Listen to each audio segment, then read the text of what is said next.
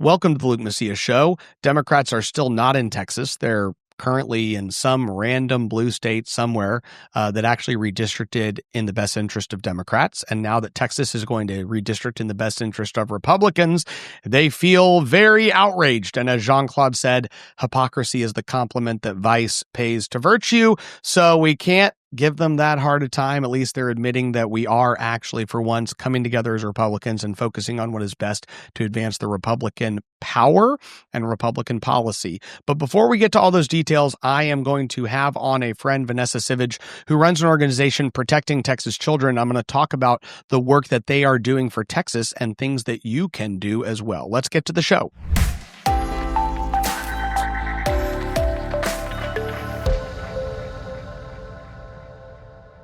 Let's get right to it. Protecting Texas Children is a brand new organization in Texas. It's less than a year old, which for me means it's brand new. And it was started by Vanessa Sivadge, somebody who some of you know because she was the whistleblower at Texas Children's Hospital in Houston, who came out and exposed the work they were doing to continue to sexually transition children, and even some of the problems when it came to the billing of that service and care. We're not going to get into all those details, but what you can know is that she took a risk and put herself on the front lines against the radical transgender movement. And if Joe Biden had been elected president, she'd probably be in prison. She'd be doing letters from a jail, from a nurse or something, writing a book.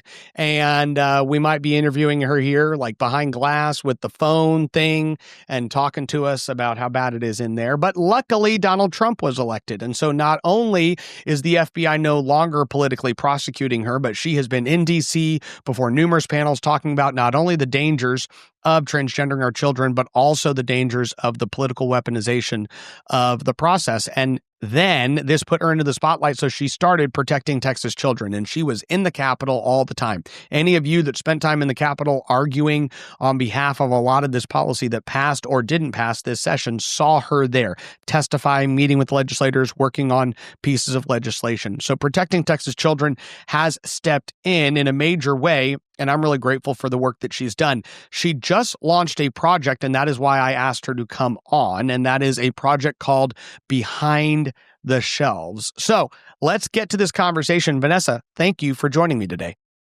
Thank you so much for having me. You have been doing Texas politics for less than a year. Give everyone your top observations. Where are we at? What are we doing? Yeah. Wow, that's a very loaded question. I never thought that I would be doing this. For the past 10 years, I have worked, as you mentioned, as a pediatric nurse. It's a profession I care deeply about, and I really treasured the opportunity to care for my patients. But several years ago, I witnessed how Texas Children's Hospital was transitioning children secretly and was lying to the public and to parents and was billing Texas taxpayers for the gender modification procedures. And no one had any clue what was going on behind the hospital doors. But I was one of the nurses working at that gender clinic, and what I saw was just really devastating and went against everything I believed in. And so last year, I came forward publicly and blew the whistle against Texas Children's Hospital. And 2 months later, I was fired. And thankfully, the story did not end there because just this past year, I've had the privilege of launching Protecting Texas Children. And that is what I'm devoting my time to now, this season of advocacy that I never thought I would be embarking on, but here I am. And it's a privilege to do this. I care and I'm very passionate about this issue, as you know. And so, yes, I've been at the Texas Capitol the last several months. I've had the privilege of meeting with so many like-minded advocates and lawmakers. And one of those advocates was Bonnie Wallace. And that kind of leads us to the conversation today. It does. And in fact, one of the things is that you stepped into this issue from the perspective of the transgendering of children, right? And all of a sudden you jump in and they're like, hey, have you seen all the porn in the libraries? I call Bonnie Wallace. Everyone who has listened to this show regularly knows that she is my porn dealer. I think she's the largest private porn dealer in Texas. And so that's an unfortunate reality. And Bonnie needs to control herself, but that's what she does. If you meet her, she will literally hand you an inappropriate book and say, you have to read this. Look at page 37. And you're like, I don't ever want to look at page 37 again. And so you have also been part of this project. Why don't you just tell us what is Behind the Shelves and why did you do it? And why did you team up with Bonnie to bring this out? Yeah, no, I had no idea before I spoke with Bonnie, before I was able to get to know her, and just the cause that she's devoted her life to over the last several years. She is a tireless advocate in protecting the innocence of children, which is, in fact, our mission statement at Protecting Texas Children, is to safeguard the innocence of every child by affirming the way that God has made them male and female. And a lot of that starts with what children are exposed to from a very young age, the early sexualization, the early grooming of children, when they are exposed to books at school, in the library, which should hypothetically be one of the safest places that children should be able to just read and grow and learn. But unfortunately, what I discovered is that there are hundreds of books that children have access to in libraries that contain disgusting, perverted, pornographic images and content. And they're available to children to check out. And so when Bonnie showed me some of these books of children having sex together, books that instruct children on how to commit suicide, on how to inject drugs intravenously, some of these books, by the way, are on the prohibited list to Texas prisoners in our prison system in the state of Texas. These prisoners, the most hardened criminals in our system, cannot even access these books because of the explicit images found in them, but yet they're available to children on the library shelves. And we're not talking, by the way, some people might think this is like one or two books. We're talking about hundreds and hundreds of books. On the Protecting Texas Children's website, we've partnered with Bonnie, and there's over 900 books that she's reviewed personally that contain this kind of inappropriate content. So this is not just one or two books.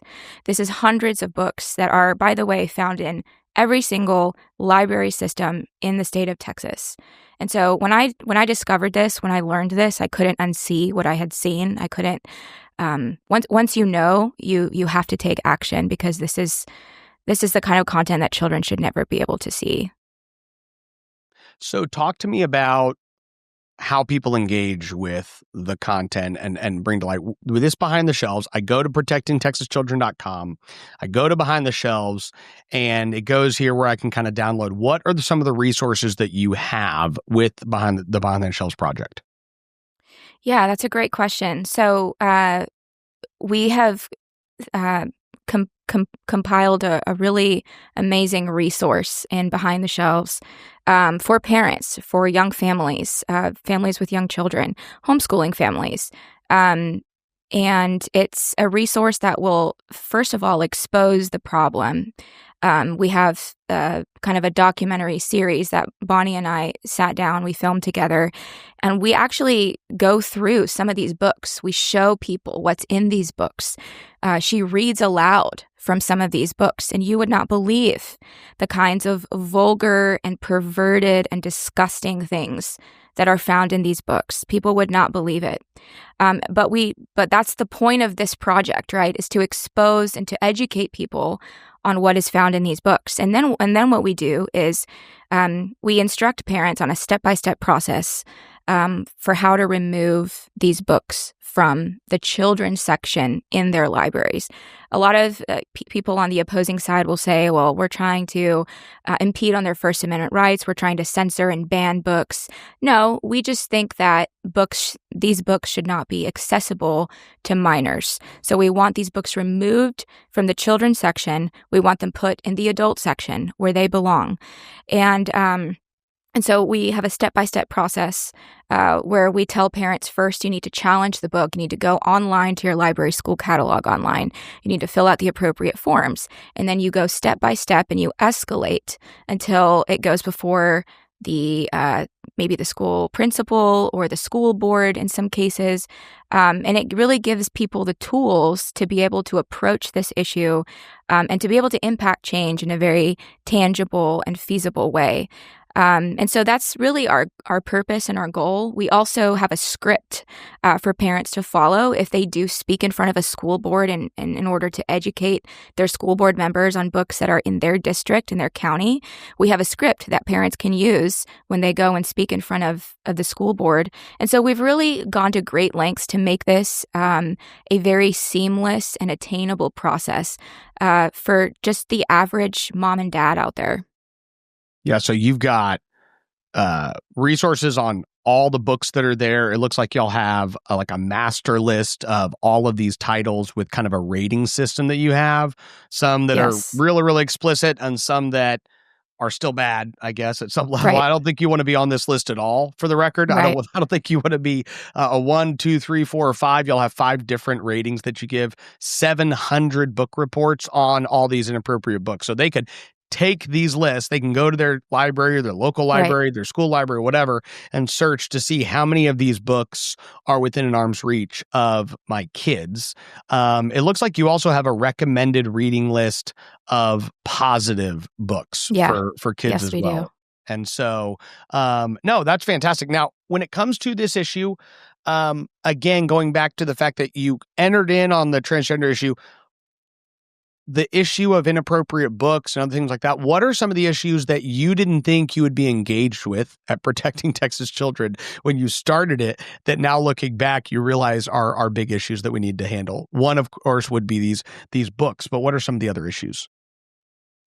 Yeah, man, that's a great question. I was a nurse working at Texas Children's for 6 years, and there are a number of key factors that impact or influence a child who is perhaps confused about their identity, confused about their gender.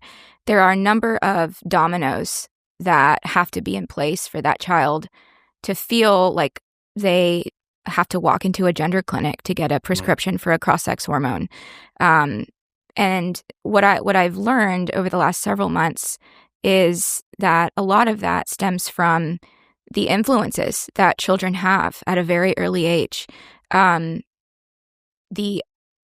know that a lot of children, who walk into a gender clinic confused about their identity, a lot of them have suffered some kind of sexual or physical abuse. And so these are deeply vulnerable children. They're easily manipulated. They're easily exploited online by peers, by social media, by people who want to undermine their sense of reality and identity. And that includes the books that they're allowed to check out, they're allowed to access at the library. And so really, Protecting Texas Children is honored to kind of embark in this fight, in this work with Bonnie Wallace, as I said. She has been on the front lines of this movement for years.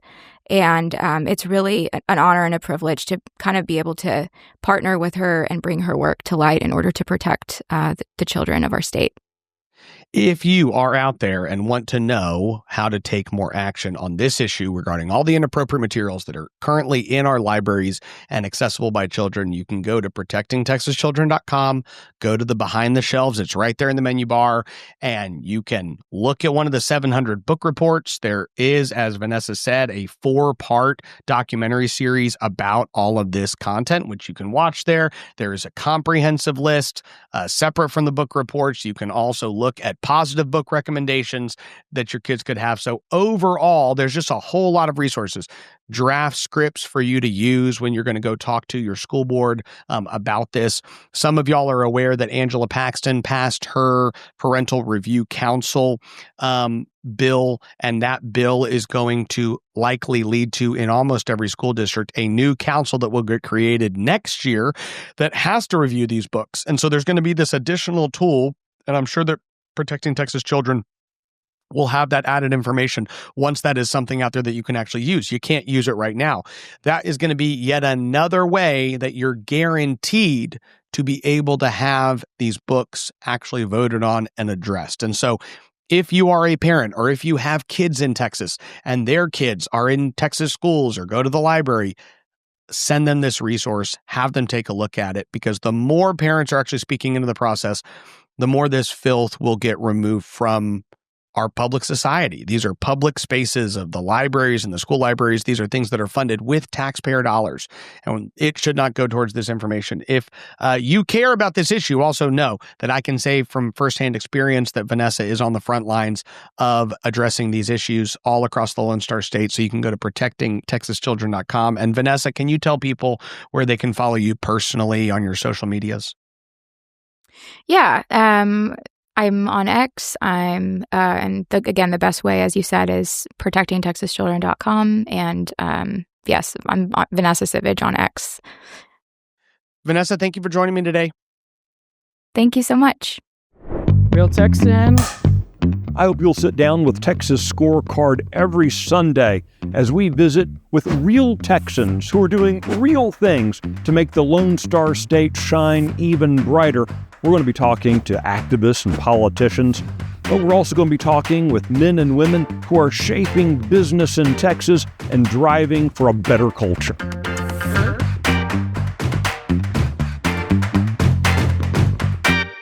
Guys, one of the things I've told Jill several times is that I get more and more excited the more people step up and start getting into state and local issues. There's a whole lot of issues happening on a federal level, national level, but the more we have people realizing there are real problems in Texas and at a local level and getting more engaged, the better. And Vanessa Sivadge is just one example of that, having stepped in as the president of Protecting Texas Children. If you're not familiar with that organization, I would go to their website, sign up to be on their email list, join and support their efforts, because they are doing real work on the front lines of this issue. And the Behind the Shelves project in particular is just yet another tool and resource that people can have in Texas and have availability to take action on issues like this. You bring it to light, then you start taking actions to address it, then you get rid of the books. And not only do we get rid of the books that are there, but we stop the librarians from buying these books. I've talked about this in the past, but one of the problems we have is that if you are an author of a child's book that is filled with smut, you basically have a front row, or you get in the head of the line when it comes to the Library Association recommending your book. And so what happens is you write this book, it's filled with all this filth, and you say, this would be a great book for fourth graders. And then the Library Association sends out a little note to all the librarians in the schools and the cities and the county libraries across the nation and says, hey, one of the 12 books you should buy for fourth graders this year with your budget of taxpayer money is insert filthy book. And then they all buy it, because these people don't sit and research all the books they're buying. They just buy whatever the association sends them. So then you, as a filthy kids book author, have an automatic thousands of libraries that buy your book immediately, get stuck on a shelf. And now they have access to it. And not only do they have access to it, it actually ends up economically incentivizing more of these filthy books. So the reason we need to get rid of them is not just to protect children, because that's a pretty big accomplishment. It's also to just almost kink the hose that is just flowing this filth into our libraries, and then incentivizing, basically economically propping up all these filthy authors. So keep that in mind. Now, when it comes to Texas politics and the special session that we're in, you should know that the Texas Senate continues to do its work. It had a hearing on the Privacy Act, the Women's Privacy Act, that would prevent biological males from entering into female spaces, female-only spaces, where this female has a reasonable belief that she could be in a state of undress. That would be a locker room, a bathroom, anything like that. This would be a very good bill that is one of the reasons Democrats have left. They've left for a lot of reasons, redistricting being the top one. So yes, they did leave. I came to you with kind of a mid week update and told y'all that they probably were not showing up. And the truth is they didn't show up. All of you probably know that because that is everywhere. But what that has led to is a number of steps that have been taken much quicker than they were last time. A call to the House was made immediately. Warrants were issued. Civil warrants were issued for the arrest. The Speaker is even working with DPS. Both Attorney General Ken Paxton and Governor Greg Abbott have gone to court to say we have to vacate some of these seats. I want you to think about it this way. If 51 Democrats ran to be state representatives, and those 51 Democrats said, what we're going to do is actually not be state representatives. We're never going to show up, and we're going to destroy the state of Texas. You can't pass a budget, but hey, you also can't pass any pro-life legislation. You can't pass any you can't pass anything. That would be a perversion of the process. They can't do that. You can't not be a state rep, and that's how you are a state rep. And so at some level, at some point, these people actually just vacate their seats. It's like, hey, this is not a legitimate tool in your toolbox. You're just not in the state. If you're not a state representative, because a special session has been called and the legislature shall come to Austin to do this, and a call on the House has been issued, you have to show up. And if you don't show up to your job, your seat is vacated and a special election is called. And the governor and his team have taken a very aggressive approach to this.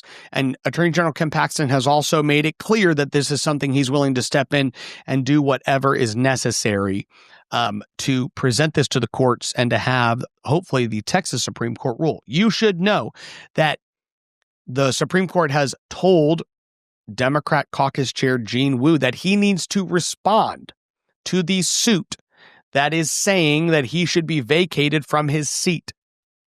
And he has till Friday to respond. You're probably listening to this on Wednesday or Thursday. He has till Friday to respond to that. At the same time, the Speaker on Tuesday, when they left, said, we are expecting you back here by Friday at 1 p.m. So Friday at 1 p.m., everyone will go back. I think we had 95 or 96. So we're 5 or 6 away. It could be that 5, 6, or 7 Democrats come back for fear of losing their seats, being vacated. If they don't, then we will not hit quorum again. Gene Wu has till Friday because the current suit before the Supreme Court is accusing him of vacating his seat. And by Friday, he has to file a legal response that says, I haven't vacated my seat. I'm just not there, and I don't have any intention of coming there. And then the Supreme Court is going to make a decision. And if the Supreme Court says, yeah, that means you vacated your seat, then every one of these Democrats will be back the next day. So we shall see.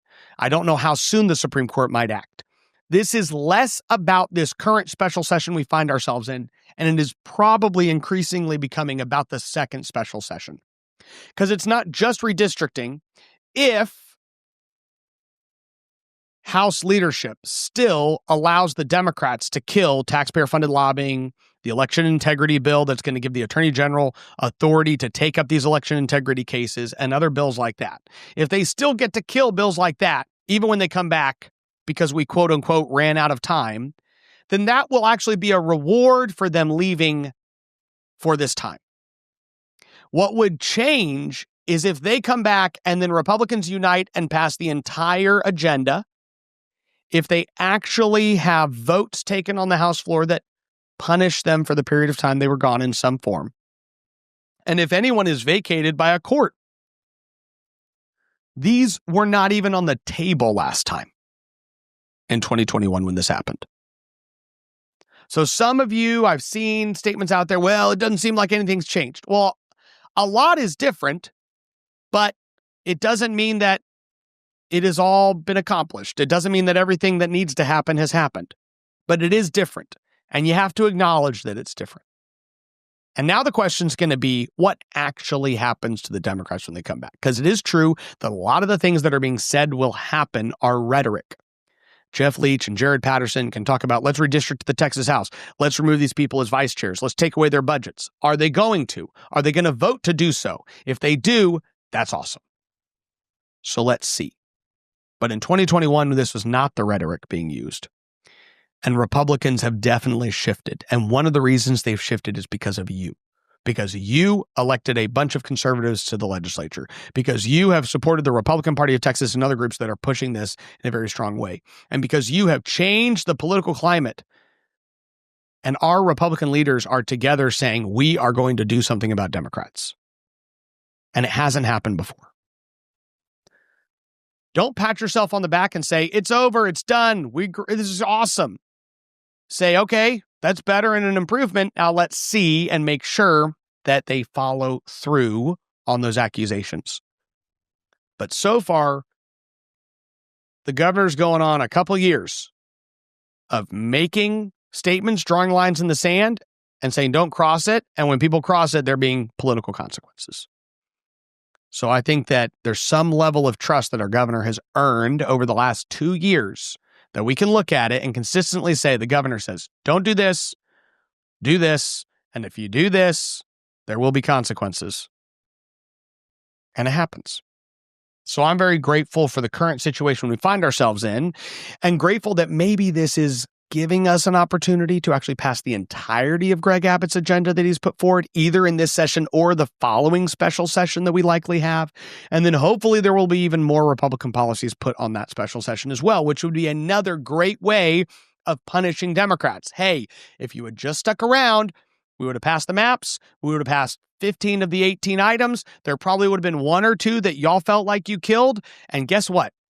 We probably wouldn't have come back for a second special session at that point. This is my opinion if I were to have looked through the crystal ball. But instead, y'all left. So when you come back, we're going to pass it all. And in fact, we might have to go to a second special session to pass it all. And when we go to a second special session, we might add more Republican policies on that call so that all these things are happening that you didn't want to happen, and they wouldn't have happened if you had just stayed in your seats. Now, some of you as Republicans are probably like me, which is like, well, why don't we just do everything we can to pass as many Republican policies every day? I agree. Let's do it. And anything that moves us closer to that kind of environment is where I want to go. And that's the trajectory we seem to be on. And that's why I appreciate where we're at. And when I come to you next week, we will likely have a lot more clarity. We will be a week away from the end of the special session, the first called special session. We will know what the court has said on this vacancy issue. I wouldn't be surprised if Democrats are back, and if they are still gone, if there's not even more actions being taken to ensure that there's more steep consequences for them when they do return. But I will fill you in next week. May God bless you, and may God bless Texas.